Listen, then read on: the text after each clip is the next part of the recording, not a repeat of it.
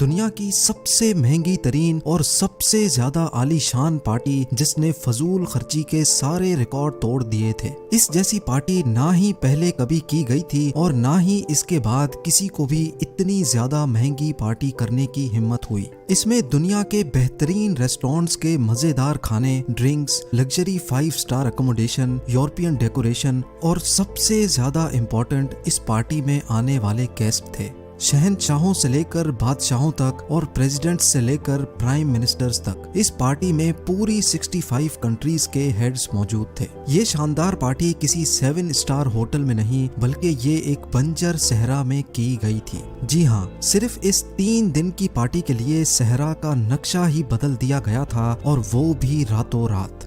ये कहानी है उस पार्टी की जो दुनिया ने पहले कभी भी नहीं देखी थी। ना ही ये पार्टी किसी अरब शहजादे ने की थी और ना ही किसी बिजनेस टाइकून ने, बल्कि ये पार्टी थी ईरान के king Shah Mohammad Reza Pahlavi की। ये बात है 1960s के दौर की, जब ईरान के ruler Shah Mohammad Reza Pahlavi हुआ करते थे, जिनको किंग ऑफ द किंग्स भी कहा जाता था। शाह दुनिया का अमीर तरीन इंसान था और ईरान की गवर्नमेंट में सबसे ताकतवर आदमी माना जाता था। उसके पास इतने पावर्स थे कि वो बैठे बैठे प्राइम मिनिस्टर को हटा सकता था, पार्लियामेंट डिसॉल्व कर सकता था और किसी भी वक्त जंग का ऐलान कर सकता था। शाह को अपने खिलाफ एक अल्फाज भी बर्दाश्त नहीं था। उसकी सीक्रेट पुलिस लोगों को घरों से उठाकर गायब कर देती थी और रातों रात उनको फांसी चढ़ा दिया जाता था। इसी वजह से ईरान में डेथ पेनल्टीज का रेशो पूरी दुनिया से काफी ज्यादा हुआ करता था। यानी जो बात भी इनकी जबान से निकलती थी वो ईरान का कानून बन जाती थी और शाह मोहम्मद अपनी ये पावर्स किसी के साथ भी शेयर नहीं करना चाहता था।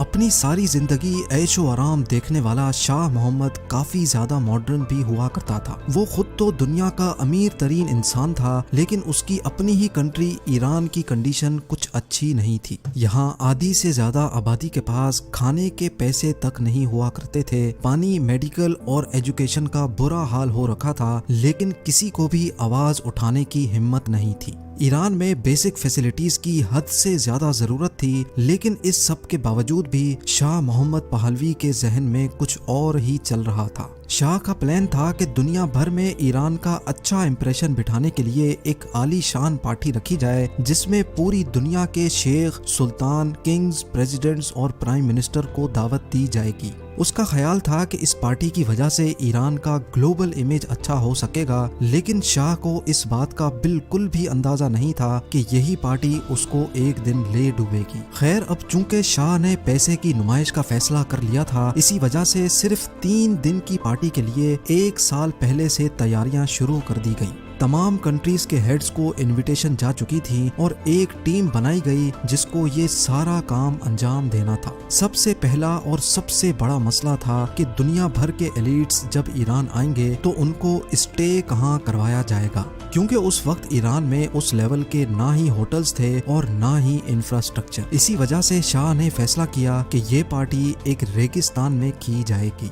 जब ये फैसला हुआ कि शाह दुनिया भर से आए एलिट्स को रेगिस्तान में रहलाएंगे, तो ये बात किसी के समझ नहीं आ रही थी, क्योंकि इस रेगिस्तान में धूल, मिट्टी, गर्मी, सांप और बिच्छू के सिवा कुछ नहीं था। ये फैसला करने के बाद शाह मोहम्मद ने जो किया उसका किसी को भी अंदाजा नहीं था। जी हाँ, सहरा के पूरे 500 एकड़ के हिस्से में सबसे पहले केमिकल डलवाकर वहाँ मौजूद सारे सांपों को पकड़कर मारा गया, जिसमें सांपों की कुछ ऐसी किस्में भी निकली थी जिनको आज से पहले कभी भी नहीं देखा गया था। उसके बाद ये फैसला किया गया कि यहाँ एक रॉयल विलेज बनाया जाएगा जिसमें प्लास्टिक टेंट्स लगाए जाएंगे। लेकिन उससे भी पहले इस बंजर रेगिस्तान में 4000 एकड़ जितनी मिट्टी डलवाई गई, क्योंकि इस रॉयल विलेज में शाह को एक फॉरेस्ट भी चाहिए था। यानी दुनिया की हिस्ट्री में डेजर्ट को फॉरेस्ट बनाने का ये पहला और अनोखा केस था।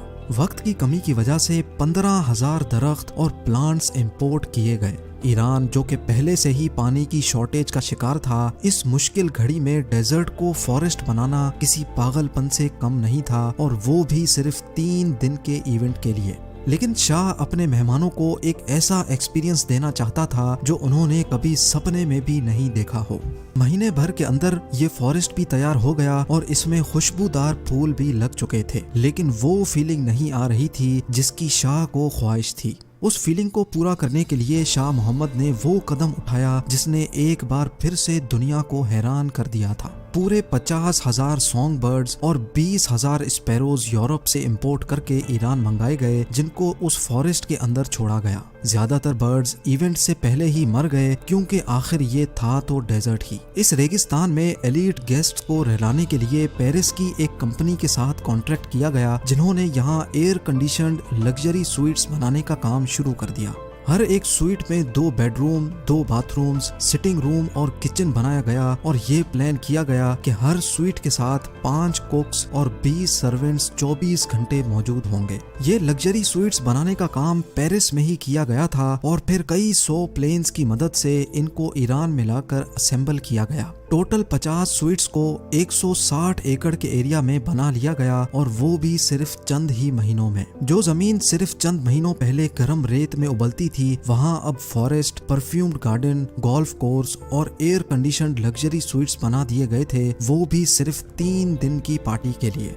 लेकिन मामला अभी यहाँ खत्म नहीं हुआ था, क्योंकि रेगिस्तान के इस हिस्से तक इतना सारा सामान पहुंचाना काफी ज्यादा मुश्किल था। इसी वजह से शाह ने यहाँ से तकरीबन 50 किलोमीटर की दूरी पर न सिर्फ एक पूरी एयरफील्ड बनवाई, बल्कि एक खास हाईवे भी कंस्ट्रक्ट करवाया जो एयरफील्ड से साइट तक सामान लाने में काम आता था। पार्टी में पेश किए जाने वाले खानों के लिए शाह ने दुनिया के सबसे बेस्ट रेस्टोरेंट्स के साथ डील की। ये रेस्टोरेंट मैक्सिम्स डी पेरिस था और डील की वजह से मैक्सिम्स ने अपना रेस्टोरेंट पूरे 2 हफ्तों तक बंद किया और अपने शेफ्स, वेटर्स और कुकिंग इक्विपमेंट को पार्टी से 10 दिन पहले ही एडवांस में भेज दिया था। खाने में इस्तेमाल होने वाली छोटी से छोटी चीज भी पेरिस से मंगाई गई थी और उनकी क्वांटिटी जानकर आप यकीनन हैरान रह जाएंगे। टोटल 18 टन वजनी खाने का सामान पेरिस से ईरान मंगाया गया, जिसमें 2.5 लाख अंडे और 2700 किलो बीफ के साथ साथ हर वो चीज मौजूद थी जो मैक्सिम्स डी पेरिस में सर्व होती थी। खाने के सामान के साथ साथ 12 टन वजनी महंगी तरीन वाइन भी पेरिस से मंगवाई गई थी, लेकिन सारी लिमिट्स तब क्रॉस हो गईं जब सबको ये मालूम पड़ा कि वाइन्स को ठंडा करने वाले आइस क्यूब्स भी पेरिस से मंगवाए गए हैं। अब बारी थी इस इवेंट की सिक्योरिटी की, क्योंकि इस आलीशान पार्टी पर जितना खर्चा हो चुका था उसकी वजह से ईरान के लोकल्स में काफी गुस्सा पाया जा रहा था। इसी वजह से इवेंट को सिक्योर करना काफी ज्यादा जरूरी था। पार्टी पर आने वाले चंद 100 मेहमानों की सिक्योरिटी के लिए 65,000 आर्मी सोल्जर्स को डिप्लॉय किया गया, जिन्होंने हर चंद 100 मीटर्स के बाद चेक पोस्ट बना रखी थी। जो लोग इस पार्टी के खिलाफ आवाज उठा रहे थे उनको अरेस्ट करके लॉकअप कर दिया गया और पार्टी से पहले ही न सिर्फ ईरान के बॉर्डर्स बंद कर दिए गए बल्कि पूरे ईरान को लॉकडाउन कर दिया गया था। आखिरकार वो घड़ी आ चुकी थी जिसका सबको इंतजार था। ये दिन था 14 अक्टूबर 1971 का और ये पार्टी का पहला दिन था। इस पार्टी में शिरकत करने के लिए मेहमानों की आमद शुरू हो चुकी थी। स्पेशल एयरफील्ड पर एक के बाद एक एयरप्लेन लैंड करता गया। 250 बुलेट प्रूफ लिमोजीन्स के जरिए तमाम गेस्ट को रॉयल विलेज तक लाया गया। ये बुलेट प्रूफ लिमोजीन्स भी शाह ने सिर्फ इस काम के लिए ही ऑर्डर की थी।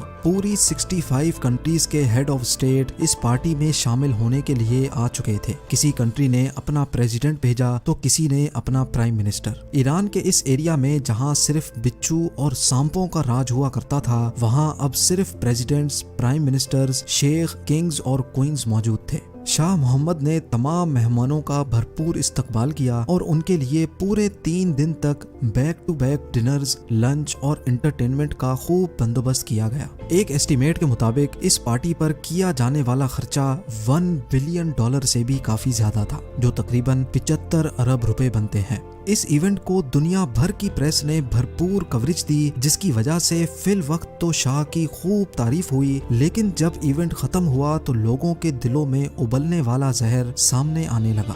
ईरान के लोकल्स जो बेसिक फैसिलिटीज को भी तरस रहे थे, उन्होंने जब अपने बादशाह को अरबों डॉलर हवा में उड़ाते देखा तो उनसे रहा नहीं गया और तब ईरान में रेवोल्यूशन की एक ऐसी लहर आई जिसने 1978 में शाह मोहम्मद रजा पहलवी को हटाकर आयतुल्लाह खुमैनी को अपना सुप्रीम लीडर बना दिया। शाह मोहम्मद जो अपनी जान बचाकर इजिप्ट भाग गया था, वहाँ 1 साल के बाद उसकी डेथ हो गई और यूं सिर्फ एक पार्टी की वजह से पहलवी डायनेस्टी को पूरे ईरान से हाथ धोना पड़ गया। ये वीडियो भी आप लोग भरपूर लाइक और शेयर करेंगे।